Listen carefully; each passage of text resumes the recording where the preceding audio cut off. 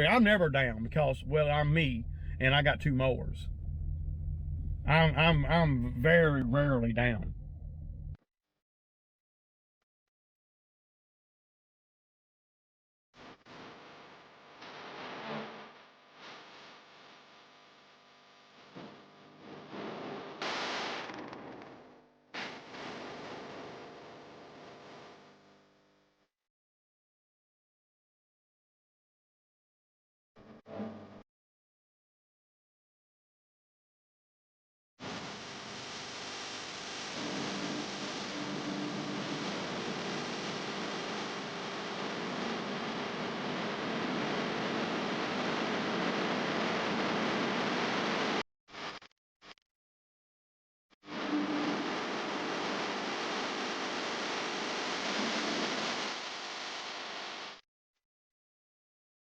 Oh, okay, y'all. Good morning. Good morning. Saturday morning, yes, and we are working. We're not going to work long, but the money will be pretty good for what we're doing. I still didn't get a check from the HOA yesterday. I emailed them again. Of course, it was 3 o'clock before I emailed them. So just to make it clear, it ain't the HOA that I'm supposed to be getting a check from. It is the management company. So when the HOA calls the management company about that the grass down there getting so tall, the management company's probably going to tell them, well, let me call the landscaper. The management company's not going to tell them that, oh, well, we haven't paid him, that's why he's not doing it. We haven't, me and the management company have not built up enough rapport for me to go any further in debt, if that makes sense. So yeah, I'm not, and that's just how it's got to be. But no matter who they get to do it, they're going to be just like me. They're going to want to get paid, relatively, quickly, or quicker than 2 months, going on 3 months. We're in September now, so yeah, y'all. Crazy. But I know it's getting tall, as I ride by there all the time, and I know that it's getting tall, and it's Labor Day weekend, and I'm not going to do it before so you're going to have people have company and all. They're going to be calling the management company. Well, what they'll do is the residents will call the HOA, then the HOA will call the management company, and of course the management company is going to run me under the bus, and then the HOA is going to get a bad taste in their mouth about the landscaper that's doing the property, and they might, eventually, maybe not now, but they might tell the management company that they want to get somebody else to do it. And really, I could in theory lose that. I could see a scenario where I could lose that HOA and not even have done anything. If I don't get a check, back to chasing the check, and I hate freaking doing this. I hate it. It's the worst thing ever, and I usually don't spend my time doing this kind of thing because I usually don't have these type of problems that I've had the last month or so. Out of all the work that we do, if I have to chase, in a season, if I have to chase down 2 or 3 checks, I don't want to, but on a scale, percentage-wise, it's probably, less than 1%, man. So, I mean, I can't really, but when it happens, it's, it bothers me. So what I'm thinking about doing is, if I don't get a check and I don't get no response from the management company, I'm just going to email the HOA president, and then we'll just go from there. Because see, I don't want I know these management companies and how they roll. They're not gonna take a black eye for the landscaper. They're not gonna tell the HOA, hey, well, we ain't paid him in 2 months, so that's why he's not doing the property. No, they're gonna act like, well, they're gonna run me under the bus. I see a scenario like that, and I don't like it. I don't like it at all. Because I'm not going to cut it until I get a check. And then when I get the check, I'm gonna have a conversation with everybody involved in the whole thing. I'm gonna reach out to the HOA president, and I'm gonna let them know, hey, this is, you know, I'll do the property for the money that I said. You know, I don't even know why I need to go through the management group. I really don't. Any other HOAs I do, I don't go through any, you know, property management company or nothing. I don't really understand why they got that. Maybe some of you guys can explain to why the HOA has a property manager. And then on top of all that, they got more work they want me to do. But see, I'm going to miss out on all that because the HOA is going to get an attitude. Well, he can't even keep up with the lawn. See? So what makes you think he can do anything outside the lawn? You know, the property out there was due to be cut. I had it, you know, it was due to be cut on Wednesday of this past week. Now, I didn't put it on the list. I mean, it was on the list, but if I didn't get a check, I wasn't going to do it. So, and I told myself after I did it the last time that I would do it, you know, another $500, and then that would be all I would do until I get a check. See, now that's been over 2 weeks ago. So now we're running it. We're into the next month, which is due for the first cut of the month. See what I'm saying? So just for the guys that come at me crazy about the money that I pay these guys, or whoever is out here working, guys, gals, or whatever. So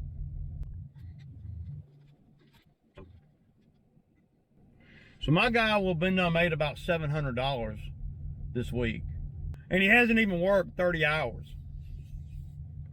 That's just the reality of it. Or maybe, you know, if you count every little bitty thing, probably right at 30 hours. I'll take that back. So my guy's probably worked about 30 hours. Now, I know there's guys in the comments that's going to say, well, man, he needs to get 40 hours. I don't know where that come from, but okay. So I had a guy come in the comments, and he was talking about, you know, he keeps, you know, belts and pulleys and deck wheels and ignition switches and throttle cables, gas lines, and all these parts, you know, for his machines on the truck. And I'll be honest, I don't. I keep you know, belts. I got deck belts. I got about 3 of them. I got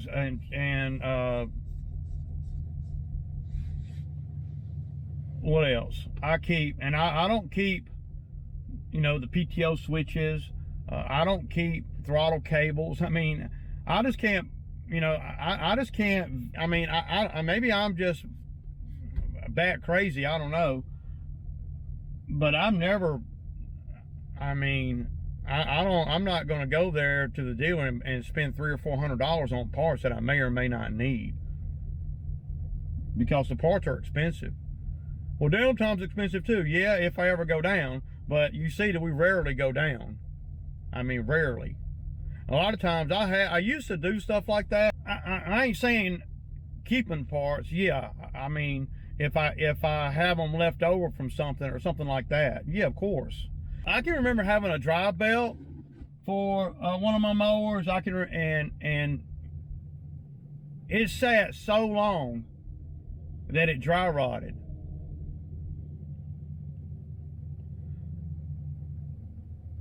I don't remember how it dry rotted. I think it was in a trailer toolbox or something, and it kept getting damp in there. But it was in there for like 5 years, and it's a $75 belt. Now, I probably could have stored it better, right? But I bought one just to have, and when I finally needed one, right, I put it on there, and as soon as I put it on there, it broke. That was the very beginning of me not buying certain things.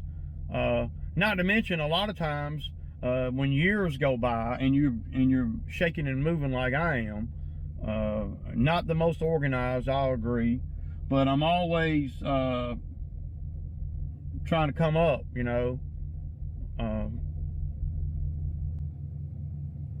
So to buy all these things, you know, just to have, and you know, and hope I don't need,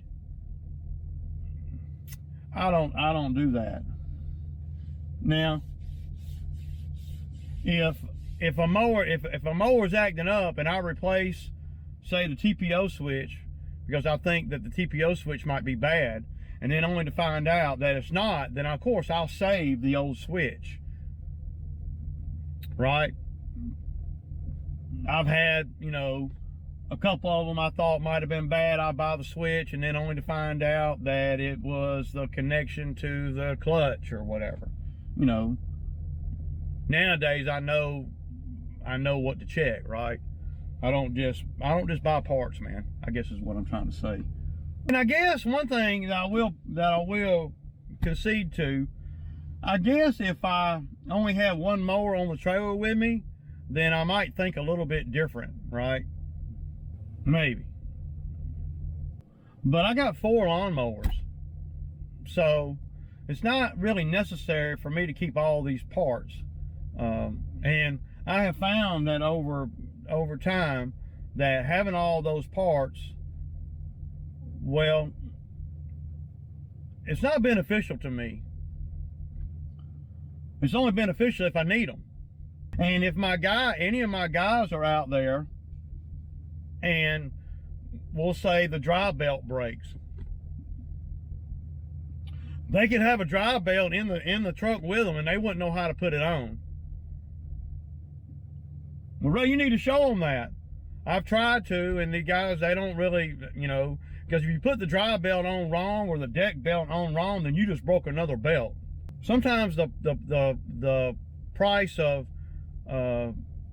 being down for a minute, you know, if you're in the other rig, I'm never down because, well, I'm me and I got 2 mowers. I'm very rarely down, very rarely, because I can move things from one mower to the other. There's all kinds of little things that I can do considering I have all the same mowers. That's another benefit. But I've never had a guy to come out here and work for me that I can remember that knew how to put the belts on right.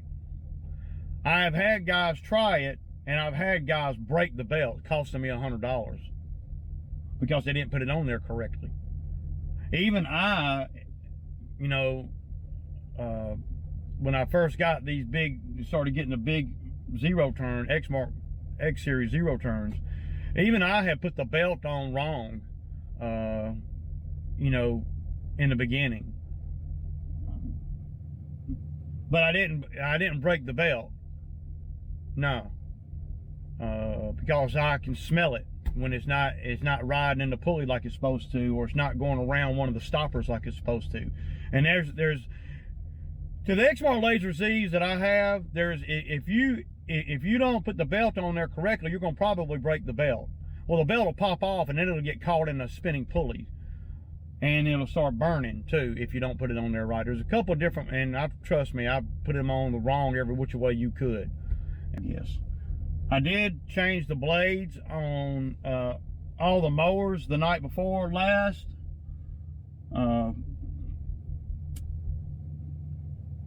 And I will say, the Exmar, the oldest Exmar that I got out here in the field with the 2,000 hours on it, it's got the 921 on it, the Cowie. It's not cutting great. It's really not. So I was, you know, the other day when I was changing the blades, I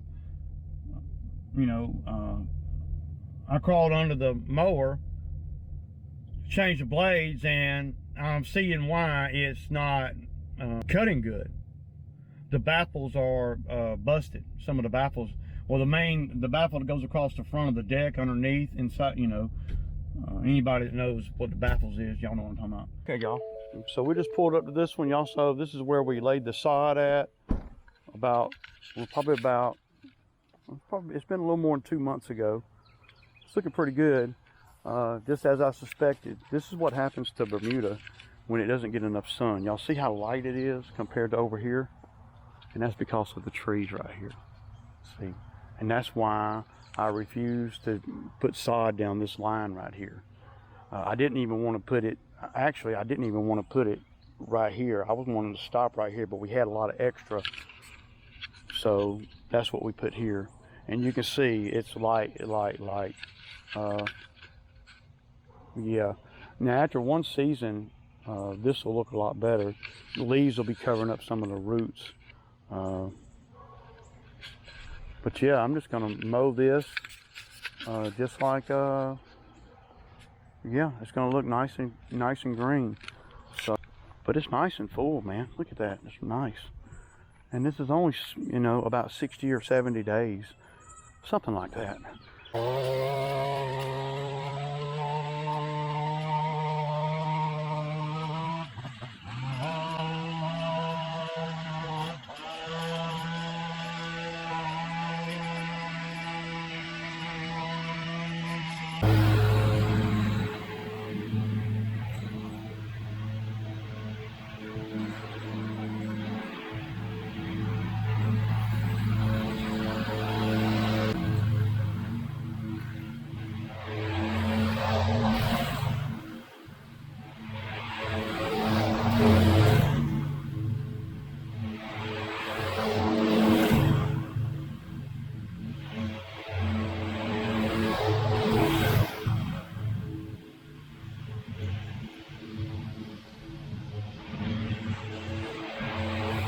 So you guys see how, I'm not even gonna have to blow the road off. Y'all see how I did that? I edged it and then used the mower. As I'm leaving the trailer, I back the mower down this way, blowing everything up into the grass, and then I push all the grass this way to the bed.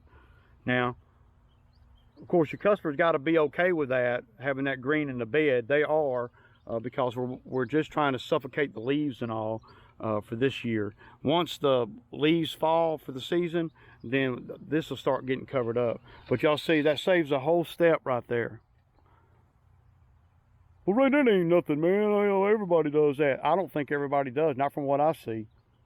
They'll cut this back and forth, blowing the grass this way and then that way and then this way and then that way, and then they got to blow the road off and then they got to blow everything off.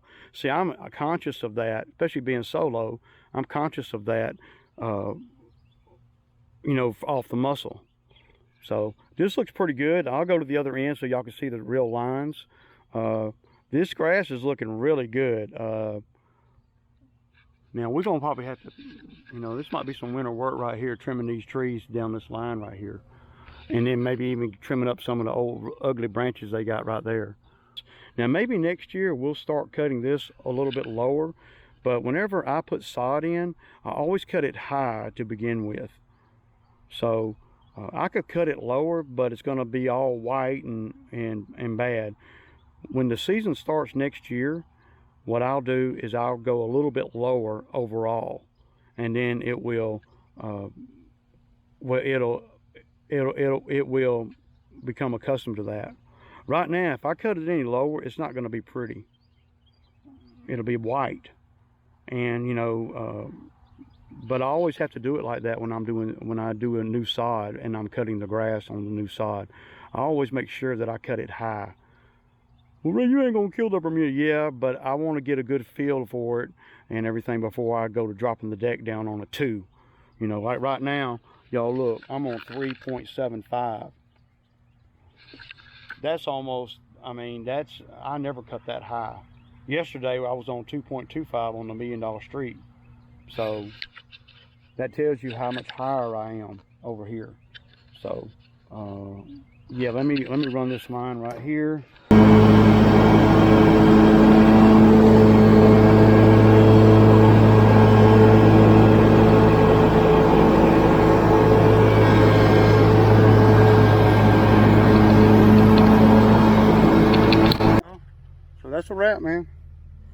on this one anyway.